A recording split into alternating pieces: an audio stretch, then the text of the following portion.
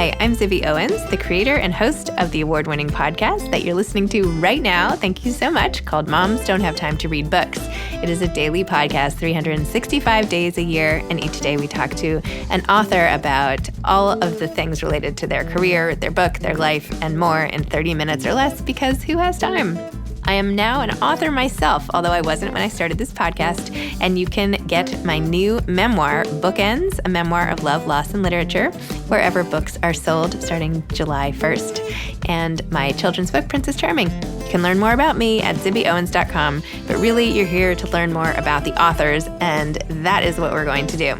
Also, be sure to check out all the other podcasts in the Zcast Podcast Network. You can learn more at zcastnetwork.com and definitely check out those shows as well. Ashley Winstead is the author of The Last Housewife. This was guest hosted by Julianna Goldman. Ashley is the author of In My Dreams I Hold a Knife, The Last Housewife, and Fool Me Once. She has a PhD in English and lives with her husband and 2 cats in Houston, Texas. Ashley Winstead, author of The Last Housewife, thank you so much for joining us. Oh, it is my pleasure. Thank you for having me.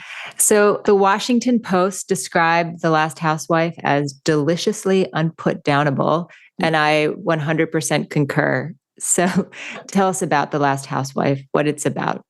Yeah, thank you. And I call The Last Housewife alternately my cult revenge book and my rage novel, because I had some rage to expel, which I think probably comes through in the page. But it is a book that opens with a woman named Shay DeRoy. She's newly married, newly unemployed, should be working on her first novel. And instead, she's doing a little lounging around, presses play on the latest episode of her favorite true crime podcast, and discovers that her college best friend is the victim who's at the heart of this latest episode.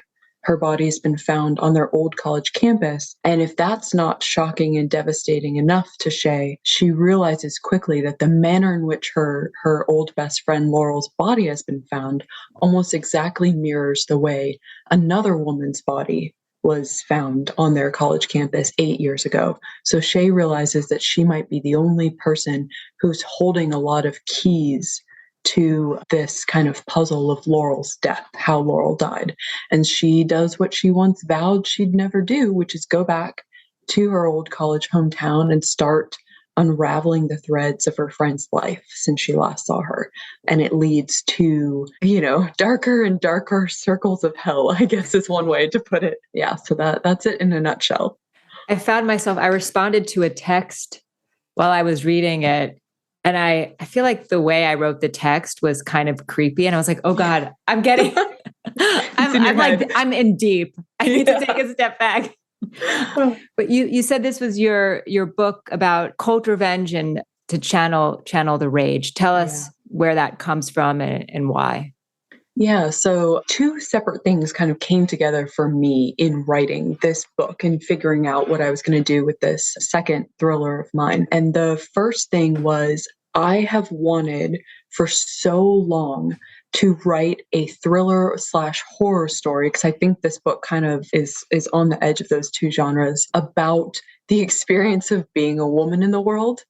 Simply, I think that is unfortunately fodder for a horror story, just the kind of fear that a lot of women feel simply leaving their home at night and walking out in the world in the dark. So I've had that idea in the back of my mind for a long time.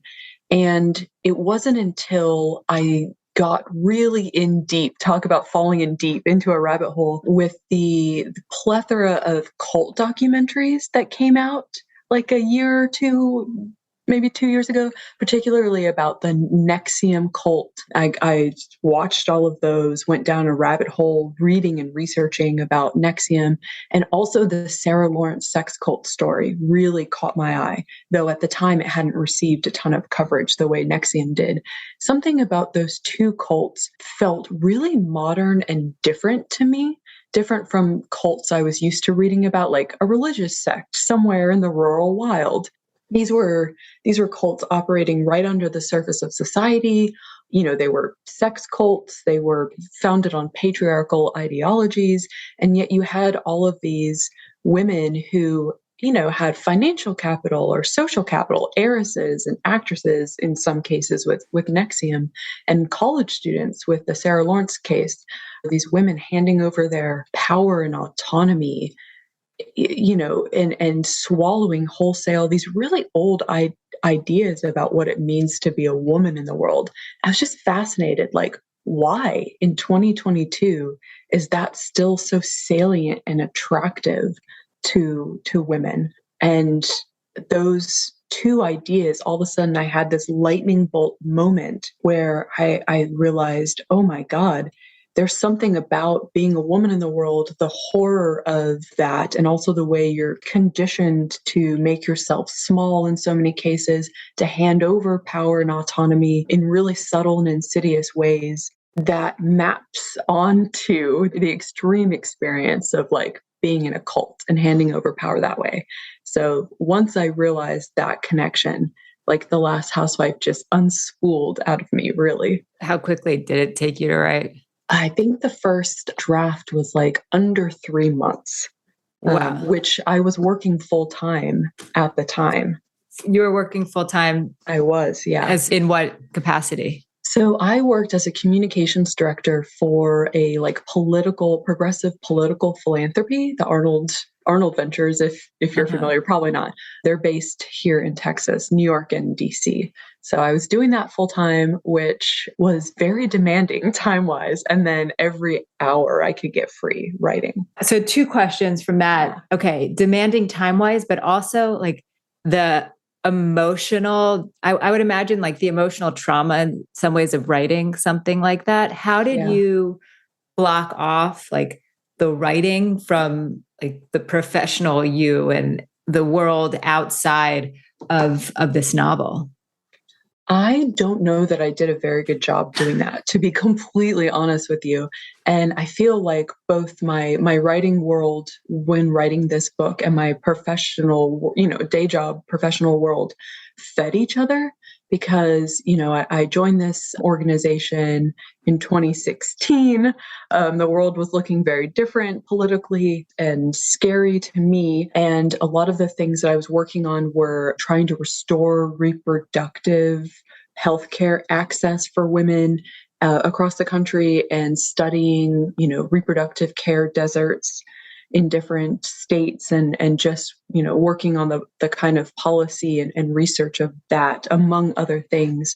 And so I think like the rage and fear and helplessness that I was feeling in doing that work fed The Last Housewife in a lot of ways. And I think I was having a conversation with myself really about, if you can't, in this book, if there's no way to topple the patriarchy, through policy or law or diplomacy or grassroots or all of these like nice, nonviolent ways, like what are you left with other than cutting off the head? Sorry. No spoilers. But you also wrote this. I mean, we're talking about this in a post-Roe world. Yeah. And you wrote it pre-Roe. Pre-Roe. While Roe was still the law of the land.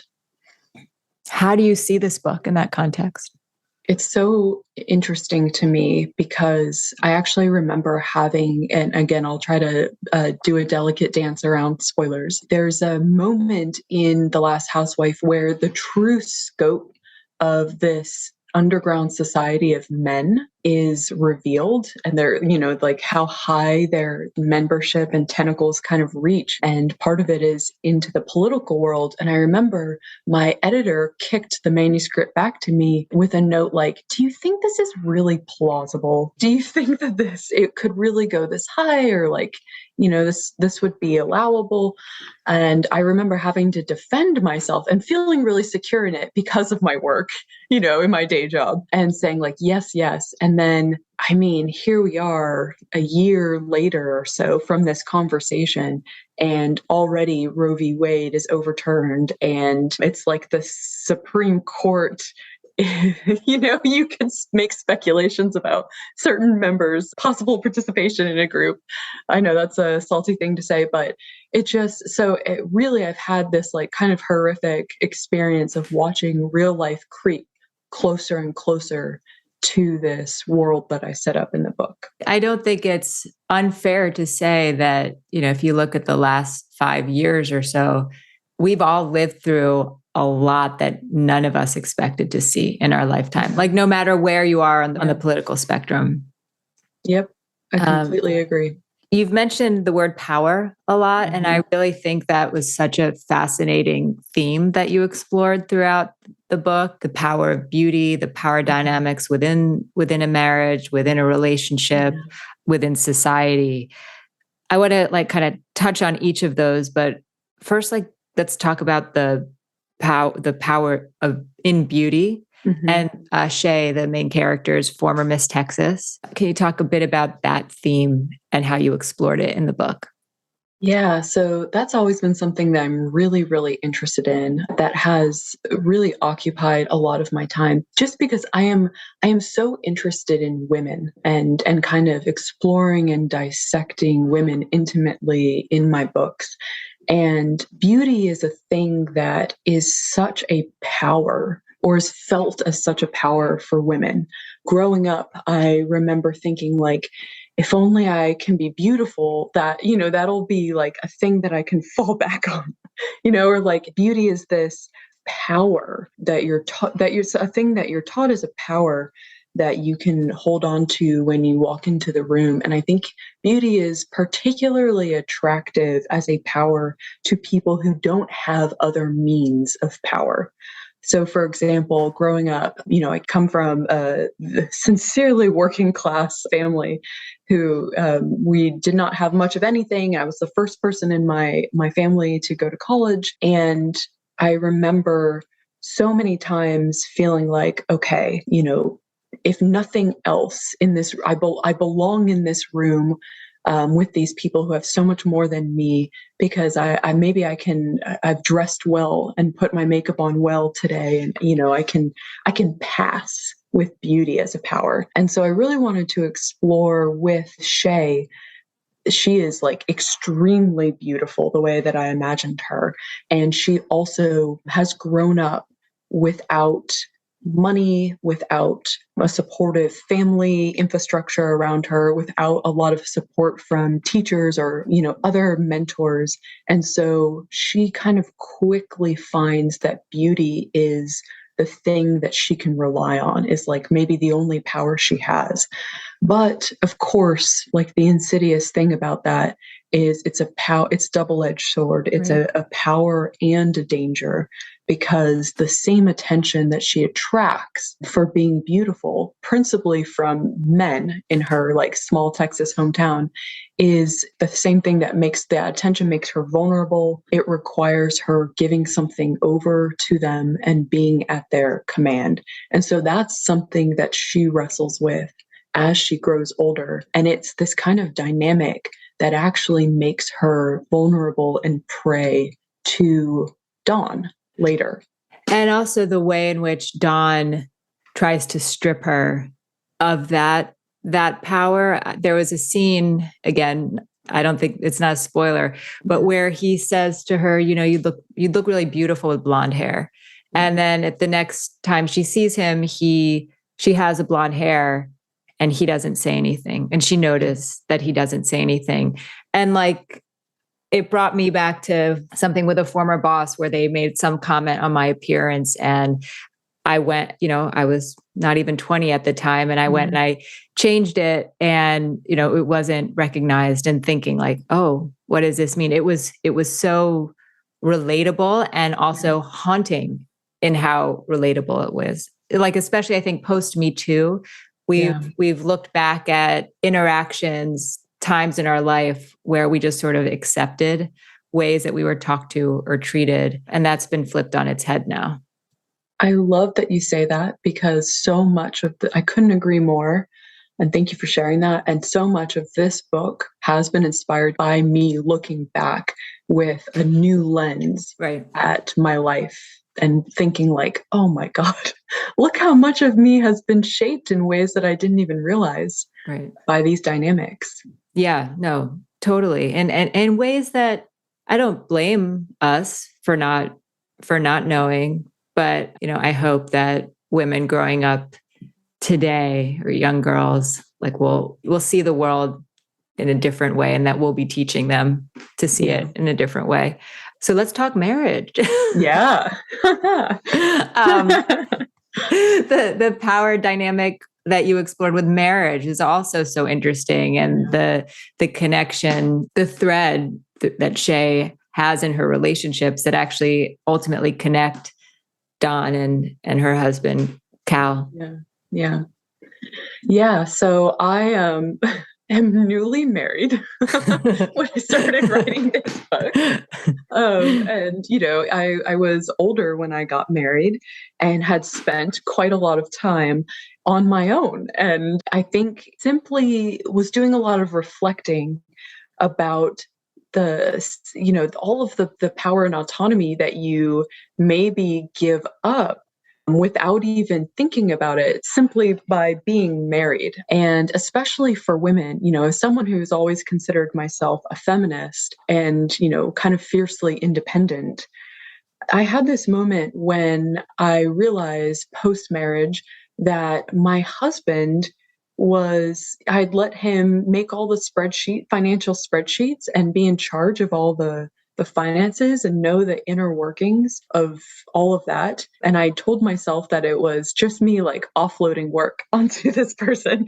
But I had this moment where I was like, oh my God, what have I done? I've put myself in this I love my husband, I trust him, but still in this precarious position. And very vulnerable. Yeah, vulnerable. And that's the thing is I think there are probably a subset of people to whom this might sound sad, but I don't think that women have the luxury of doing that. Of resting comfortably in saying oh, this is I'll let him take care of it. That's just not something that I feel comfortable with. And so I started thinking about, okay, well, it's a slippery slope. I let certain things happen. I let him be in charge of certain things, and maybe I could see next year a little bit more and then a little bit more. And the more I started to think about that, to me, it was kind of like the same sort of seductive dance that a cult a cult member might perform with someone that he was, because it's always a he, that he was slowly luring in. Give me just a little bit of your trust and your power. Okay, tomorrow I'll take a little bit more. You're safe in handing it over to me. And this is the kind of dance that Dawn performs.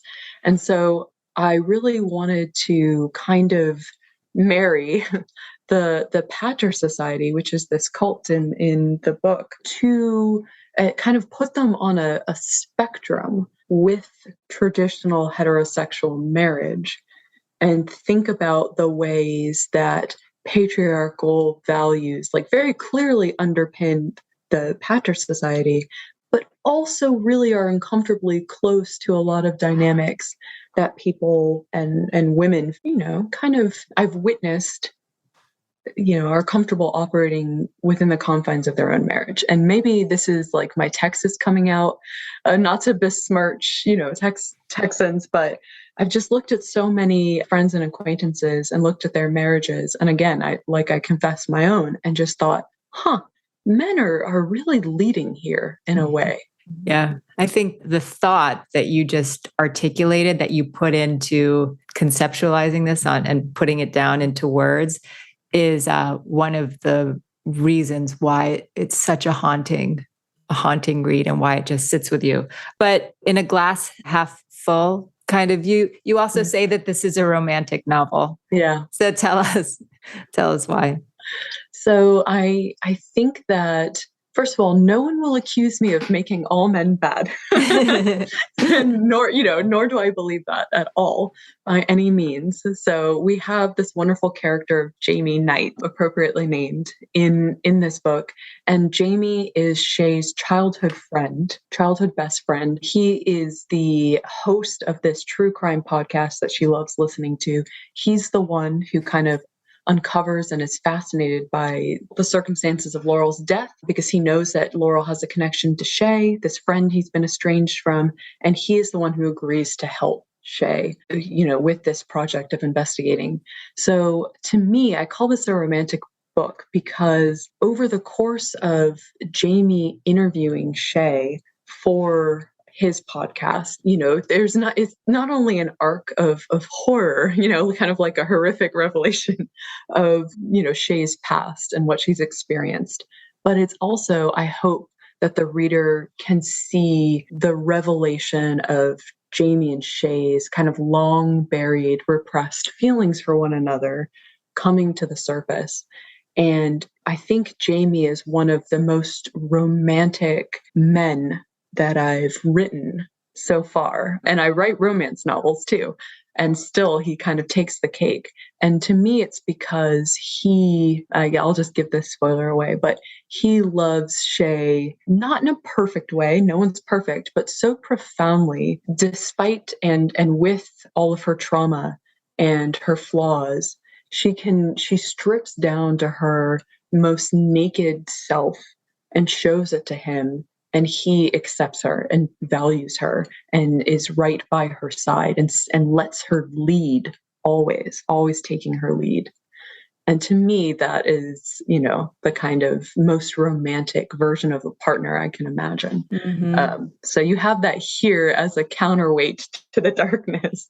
And it works beautifully. Thank you. And also the way that you write those scenes where you change the narration. So it is Shay talking in first person as though it were the podcast. Yeah. And it makes this for an even more dynamic read. As a reader, have you always gravitated toward crime fiction? Is that what's on your nightstand right now? I read everything under the sun. I devour. I am such a voracious reader and always have been. So it's crime fiction, it's romance, it's lit fic, it's nonfiction. It's just, everything that piques my interest, which probably explains why as a writer, I genre hop so much too, because it's just, What are some of 3 great books that you've recently read? Oh my gosh. Okay. So this is like my favorite thing to do is talk about other people's amazing work. So I am truly obsessed with May Cobb's My Summer Darlings that came out this summer. It is her crime fiction take on the witches of Eastwick, like the premise of a dark and mysterious man coming to town to kind of like unsettle the lives of these 3 women. And it is juicy and sexy and dark. And I just absolutely loved it. And to kind of switch genres, I loved the Very Irregular Society of Witches. Okay. It's the Secret Society of Very Irregular Witches. The title is escaping me, but it's just the most heartwarming, lightly romantic, like story of witches in England. And it's just like so charming. And what else have I loved recently? Oh my gosh, this isn't out until March. I usually read a lot of things that aren't out yet for blurb purposes and things like that. But I Love It When You Lie by Kristen Bird is somewhere in between a family drama and a murder mystery. It's set in Tennessee, the Southern family, and it opens with these 3 proper Southern women standing over a grave, shoveling dirt into it. And so then it kind of like spools back quickly to figure out who it is and how they got there. Fantastic. Oh, these all sound great. And I love that they're all about women and always. And exploring relationships there. And what about you? What's next for you? I have 2 books coming out next year. Oh my God, you are a machine. I don't know why I do this to myself, but I just can't stop. I can't put a stopper on my brain, I guess. But yeah, I have a romance novel coming out, contemporary romance novel coming out in spring of next year. And then my next thriller will be out in fall of next year. So the romance novel is called The Boyfriend Candidate. It's a companion novel to my first contemporary rom-com. So it follows the younger sister of the main character of that book. And it is a fake dating comedy, romantic comedy set in the world of Texas politics, like the first romance. So I love that. It's about as tender and soft as The Last Housewife is dark, because I wrote it right after Housewife, so I needed like the switch for my brain. And then Midnight is the Darkest Hour is my thriller coming out in the fall, and it is a magical, romantic, dark thriller set in a small town Louisiana bayou setting. So. Do you take time off in between writing? I don't. It is just pure production schedules. It is like bouncing from one right into the other. Wow. Do you start to think about the next one as you're finishing up? Oh, absolutely. Yeah. It's hard to wrangle my brain, actually. So my brain will already start going into the next book, and I have to constantly yank it back to the current project. How do you decompress? Like, how do you clear the headspace? I think it really is, I decompress a lot consuming other people's art. Mm-hmm. It's both decompressing and inspiring to me. So I'll finish a book and think like, oh man, I need a few days. And then I'll watch some incredible movie or read someone's incredible novel. And I'll just think to myself, oh no, okay, I'm full of so many ideas. Let's get right back to work. So that's usually how it works for me. But I actually think the genre switch up that I do between every book, because I never write two books in the same genre in a row, that does a lot of work decompressing for me. Well, Ashley Winstead, author of The Last Housewife, thank you for this. It's a fascinating, unputdownable read, to quote the Washington Post, and just it sticks with you. So thank you. Thank you so much. I appreciate that. You bet. Thanks for listening to this episode of Moms Don't Have Time to Read Books. Don't forget to follow me on Instagram at Zibby Owens and at Moms Don't Have Time to Read Books. Also sign up for my newsletter at zibbyowens.com and sign up for my virtual book club and meet lots of authors on Zoom every other week. Thanks so much to Steve and Ryan at Texture Sound for the sound editing. And thank you to Morning Moon Productions for providing this fantastic intro and outro music.